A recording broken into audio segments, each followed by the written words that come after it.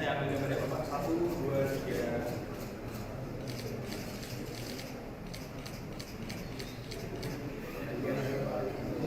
Untuk di bagian shoulder alignment, di sini sedang, jadi terdapat kemiringan. Kemudian di hip alignment adalah pinggul Bapak. Kemudian sisanya ada dalam kondisi normal. Siap. Terima kasih. Awal enggak Pak, ini merupakan produk ini Pak, merupakan platform digital basis B2B atau kelas mereka. Kami menggunakan ini dari belakang mengalami banyak sekali yang ada di Indonesia yang masih berfokus pada teacher center atau itu kami menggunakan website Bibrix sebagai solusi dan implementasi untuk meningkatkan kolaborasi dan juga pemahaman akademik. Ini dari mana? Siap, kami dari Coba di UGM Bapak di Oktober lalu. Selamat ya. Siap, Pak. Asal dari mana? Siap. Papasaran Banten Pak. Apa ya? K-nya dan P-nya. Siap. Nama saya Prince Gabriel Prasetyo Pak. Oh dari mana? Siap, Tangerang Banten Bapak. Secara fisik ini untuk operasi ini berbeda. Ayo Pak Agus. Kelas berapa? Siap. Kelas 11 nih. Tinggi dulu. Jadi apa? Siap. National Indian Infrastructure. Siap. Oh iya. Karena di Indonesia ada banyak sekali orang yang suka berolahraga, tapi kebanyakan dari mereka itu kurang tahu mana gerakan yang benarnya Pak. Nah, oleh karena itu kita tahu website ini dan diberikan smart atau kata timer. Nah, website ini sendiri nanti akan men-tracking gerakan, lalu setelah itu datanya akan diolah oleh ini, lalu akan muncul di website kami sebagai seperti adanya jumlah dari gerakan yang dilakukan, jumlah benarnya, serta solusi yang bagaimana cara mengatasi gerakan-gerakan yang salah tersebut. Nah, tujuan dari web ini sendiri untuk memberikan penilaian yang objektif sesuai dengan standar yang ada, serta mengurangi adanya pemakaian. Izin Bapak berkenan untuk kami menginstruksikan bagaimana cara mengerjakannya. Siapa? Selamat siang Bapak.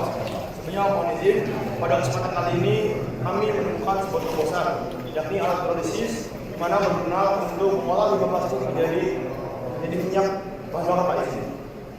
Latar belakang yang kami ambil ialah banyaknya limbah plastik dalam negeri, lalu kebutuhan energi terbarukan, dan juga sebagai solusi yang inovatif dan juga ramah lingkungan Bapak. Untuk plastik yang kami gunakan dibagi menjadi dua, yaitu LDPE dan HDPE. Teman saya atau rekan saya akan menjelaskannya Bapak izin. Baik, mohon izin Bapak Presiden, sebelumnya saya akan menjelaskan dua jenis plastik yang kami gunakan untuk membuat sebuah minyak plastik.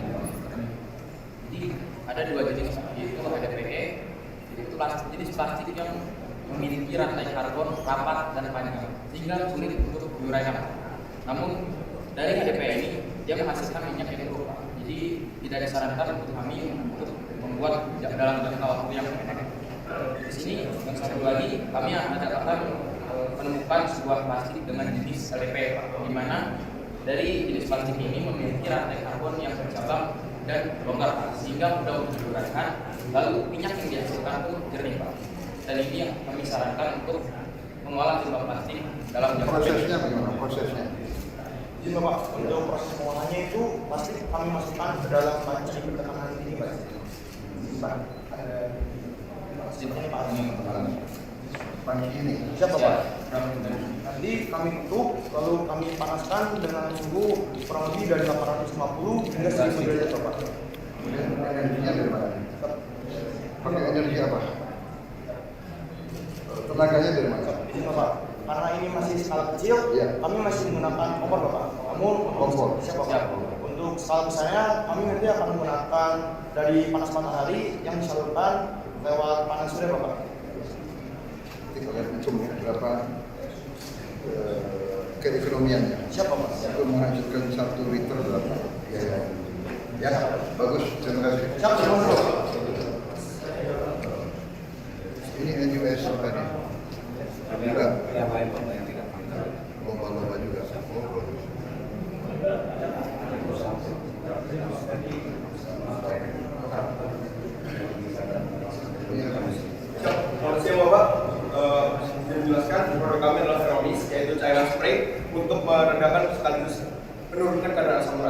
Jadi seperti yang kita tahu, di Indonesia ini 11,67% orang mengidap asam urat, atau 1 dari 10 orang di Indonesia mengidap asam urat.